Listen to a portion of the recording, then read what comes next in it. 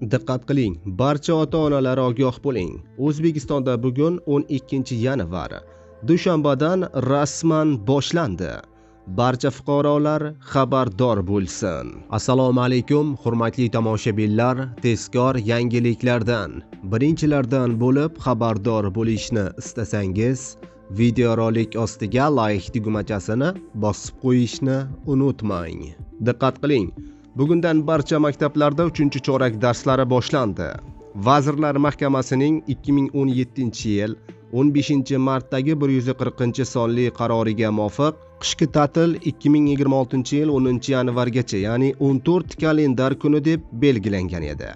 2026-yil 11-yanvar yakshanba dam olish kuniga to'g'ri kelganligi bois 3-chorakning darslari 2026-yil 12-yanvardan, ya'ni bugundan rasman barcha O'zbekistondagi maktablarda boshlandi.